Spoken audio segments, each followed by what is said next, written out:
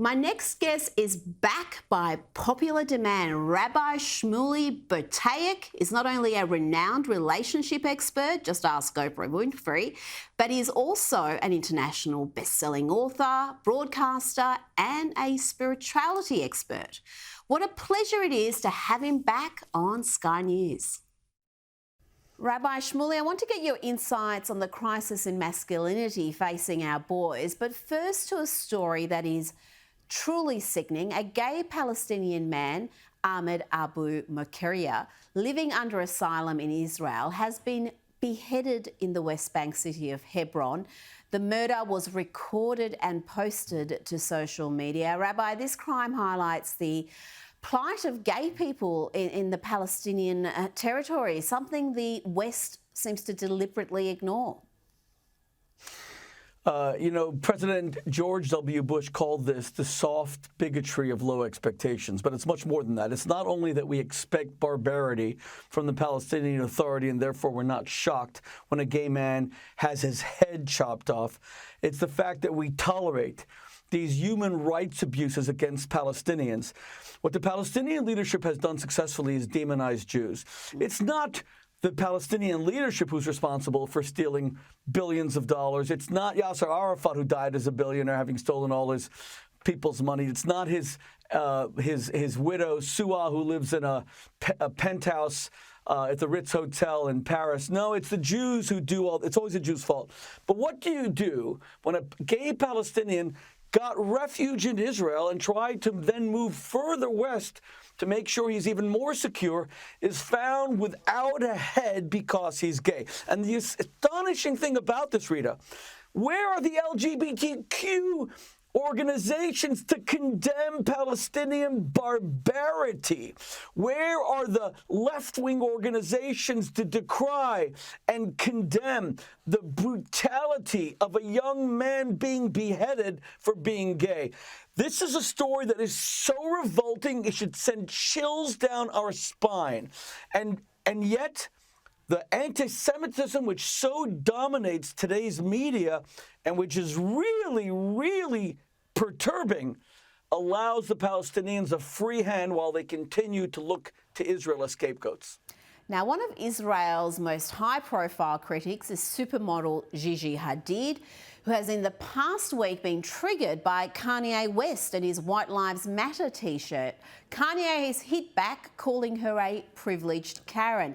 Rabbi, I'm asking you about this because I want to know, do these celebrity debates and celebrity opinions, are they important in shaping the worldview of young people? Oh, it matters tremendously. There are 14 million Jews in the world. We have been battling the lies of Bella Hadid and Gigi Hadid for years. They each have 60 to 80 million Instagram followers. So their combined total is 10 times the amount of world Jewry. Of course it matters. And when they peddle lies, when they fulminate against Jews as murderers, they have falsely portrayed Israel as genocidal. They have repeatedly libelled and slandered Israel as a place that abuses the rights of Palestinians. You'll notice that they've said almost nothing, I think maybe even just one tweet, about the Iranian women who, as we speak right now, brave Iranian women are being mowed down by machine guns. They are being shot in the head as they were the 2009 the Green Revolution that the West totally ignored. 150 protesters, mostly women, have been killed. And I want you to think for a moment, for Gigi Hadid, who's allowed to dress any way she wants, and on her Instagram feed, she's not always wearing a lot, and that's her prerogative as a Western woman. She dares to condemn Israel, which is the only country in the Middle East where Arab Muslim women can dress as they wish, date who they wish. When we spoke about a gay Palestinian man who was just found decapitated, what about the Palestinian women who were always shot, found dead because they have boyfriends, or dead because they dressed immodestly?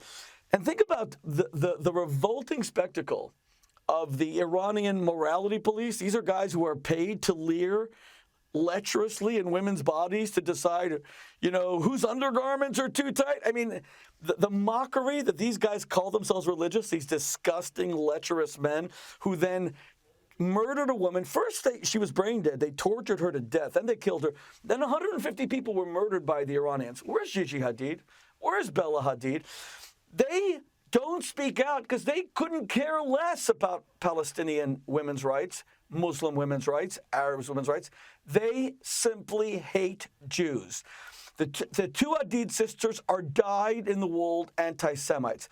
And it's a disgrace that Vogue magazine, that Anna Wintour continues to put them on her covers. I think one of them, Gigi, just became the spokesperson for Swarovski, who has the most ludicrous, Swarovski crystal, Nazi German history. You know, they were in league with the Nazis during the war. You can't make this stuff up. And then there's a giant poster of Gigi Hadid in a video in Times Square, half a mile from where I'm sitting right now. One of the world's foremost anti-Semite supermodels is now promoting a company that never made any proper restitution for their Nazi ties. You can't make this stuff up. Now, I want to ask you about this. This is an important issue that I don't think gets enough attention. A crisis in masculinity, particularly with young boys. We see them falling further behind girls in school. Those results are evident from primary school all the way through to college. But Rabbi, I'm more worried about the cowardice we are seeing among some males. Forget about the academic results. Have a look at this viral video from the US and look at the inaction from the males in this video.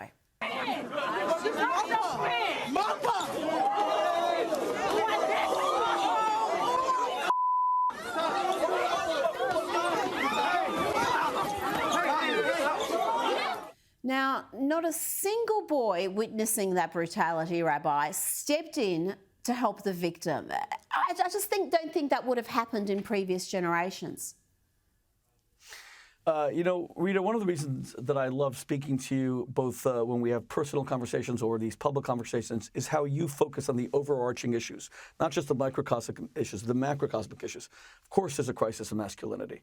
The only heroes that our boys are seeing today are people who are multimillionaires because they can throw an orange ball through a hoop. Mm-hmm. They're multimillionaires because they can kick a white ball into a net.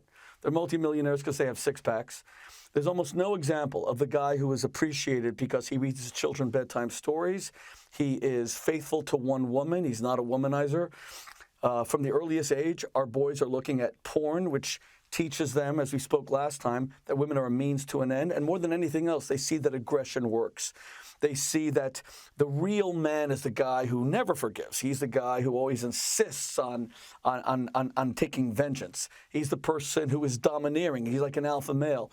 It's almost like our humanity is being compromised for the sake of an animalistic nature where men are not being conditioned to be gentlemen. Gentleman. That the gentleman is really the strong man. That the man who actually knows how to rise above some provocation is the enlightened man. Where do we see that today? Our politics in all our countries are disgusting.